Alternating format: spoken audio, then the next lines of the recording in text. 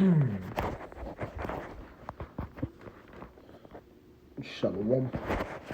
First and foremost, before I get started, we want to start off by giving all praises, honor, and glory to our power.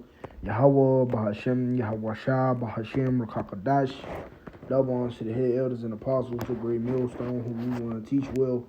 Also want to give a shout out there to the hopeful elect, to Yahawah and Yahawah, who are sincere in this truth, as well as believers of this word, but not just believers, but doers as well. And again to you, I'd like to say shalom. All right, this is just going to be another quick lesson through the spirit and power of Yahawah, bahasham, Yahawashi. Okay, of course, like always, Lord willing, this lesson is edifying. But getting straight into it, all right, the title of this one is to be sober and be vigilant.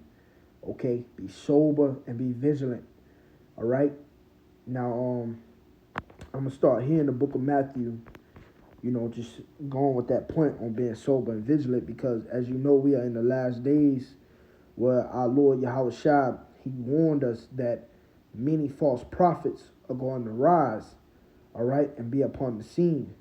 All right, as you can see, a lot of your well-known Israelite men, okay, in today's in these times, they basically are switching up their doctrine. Okay, they're changing things within the scriptures, all right, and basically just coming out, breaking down scriptures by the way of coming out with that out of their own belly, okay, meaning leaning unto their own understanding, all right. But again, our Lord Yahawashi, he warned us of these things. So I'm gonna get this in the book of Matthew, chapter 24, and we can start at verse 3. It says, "And he sat upon the Mount of Olives. The disciples came unto him privately, saying, Tell us, when shall these things be? And what shall be the sign of thy coming in the end of the world?" All right. And when it goes into that world, it's basically talking about this current rulership. All right. Matter of fact, let me see if I can get the blue letter on that. Let's go and get that real quick, just for edification's sake. Matthew 24. And what was that, verse 3? Just so we can, edification's sake. All right, which you all know this, those of you who are in this council. All right, it's Aeon, okay? Aeon. It says, an unbroken age, perpetuity of time, eternity, worlds, universe, period of time.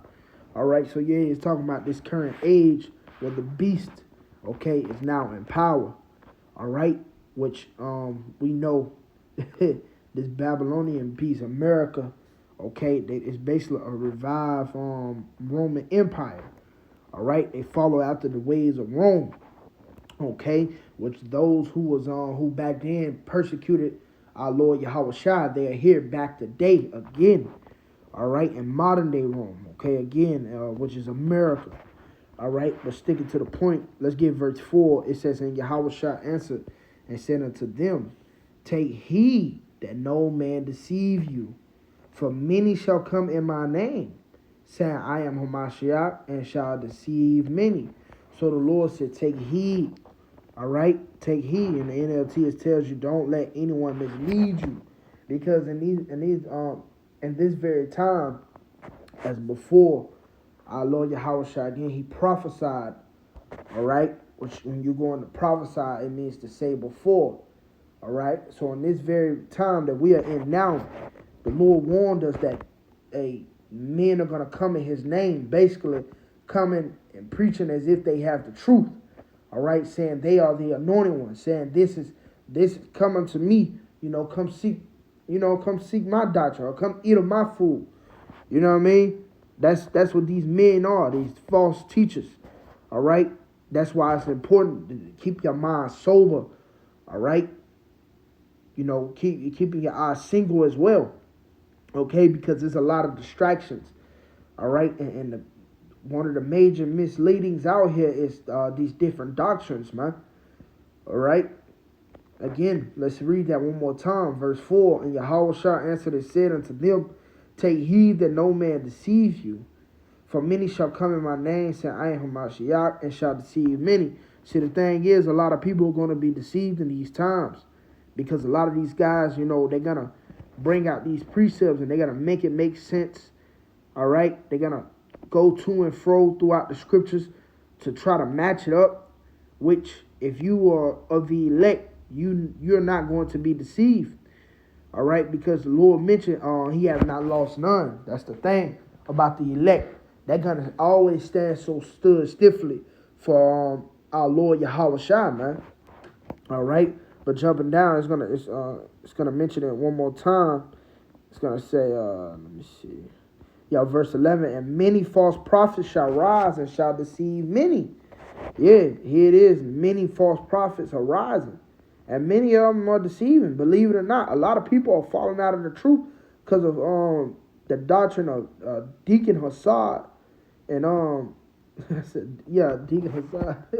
This nigga Hassad and what's the guy named Hakar, something like that. These dudes Sakari, these former members of Sakari. All right, which like the beloved Elder Pastor Ha mentioned, only low hanging fruit is really falling for their deceitfulness, man. All right, and they're BS, but they're not the only ones. You got these guys in ISUK.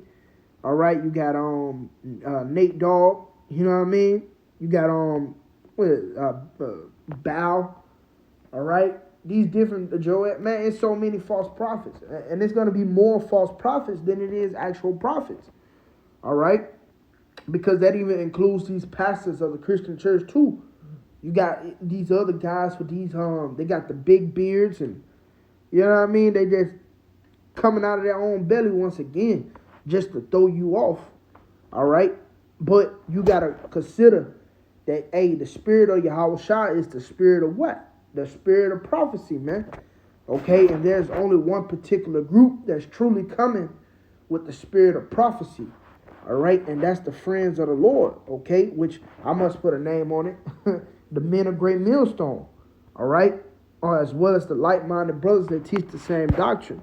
All right, these are the men who the Lord has set up. Okay, to teach you and to show you the way. All right, starting with our head elders and apostles. Okay, of Great Millstone. All right, but let's get in the Old Testament. Let's go to Jeremiah chapter 3, and this is one of my favorites. Chapter 3 and verse 15, and it says, and I will give you pastors according to my heart, which shall feed you with knowledge and understanding. All right, and I want to go into that word pastors. All right, it says, Strong's H 7462, Ra'ah, which goes into friend. Matter of fact, it says, here it is, all the way at the bottom, to be a special friend. All right, basically your neighbor. Okay, it's just to associate with, be a friend of, ruler, teacher. Okay, but the main point is friend. All right, so the pastors that the Lord is going to give you are going to be the friends of the Lord. All right, basically these are the men who the Lord revealed and unlocked his understanding unto. These are the men who really have that personal relationship with Yahawashi. All right, when you want to hear something about somebody, the best thing you want to do is go to a relative or a friend. You want to get to know someone. You want to hear about this person. You're going to go to someone who's closer to him, man. All right, and here it is, the Lord, he has given you, again, pastors, which we went into it, to be a special friend. His, friends, the Lord has given you his friends according to my heart, all right, which shall feed you with knowledge and understanding, okay? The Lord, he's giving you these men who was close to him, okay? And whether even, in the past life, and even much more now, they're closer to him in the spirit, because guess what? That full knowledge and understanding has been unlocked unto them. All right, so now they're able to expound more on the prophetic sayings, and the signs and the plagues that the Lord is sending out. Okay, remember, and I believe I did a lesson on this. The Lord said, surely he will do nothing but revealeth his secrets to the servant, his prophets, which I'm going to get to the point on it. It says, surely the Lord Yahawah will do nothing, but he revealeth his secret unto his servants, the prophets. So the prophets, these men, these are who the Lord has revealed his secrets unto. Okay, again, passes according to his heart. All right, so it'll be wise unto you to basically hearken and listen. All right, but going back to the point, man, when you get this message, man, the best thing for you to do is to be sober. All right, because here it is, these other guys, they're stuck in the dark, man. All right. Matter of fact, let's get we'll get First Thessalonians 5 and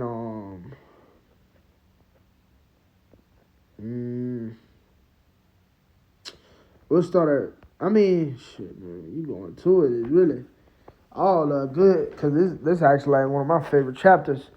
So we'll just read up top, till I get to a stopping point. Read from the top till I get to a stopping point. This First Thessalonians chapter 5 and verse 1. But of the times and the seasons, brethren, ye have no need that I write unto you. So for you people out there who basically heard this word, all right, and now this word has brought you into the gathering, okay, and now you're eating at the table of Yahawashi, you have no need. Okay, what do you write unto you? As it says right here, in First Thessalonians 5 and 1. Okay, because guess what? Again, you go into that word brethren. All right, let's go. Let's get that real quick. When you go to that word brethren, it says, Strong's G80, Adelphos. Adelphos. Yeah, it says, his brother, it says, this heavy, a fellow believer united to another by the bond of affection. All right? Yeah, having the same national ancestors, belonging to the same people or countrymen. All right? So, just going into brothers, this is for you who are close in this congregation, okay, who belong unto Yahawashi even before, I'm going to just plainly say, before the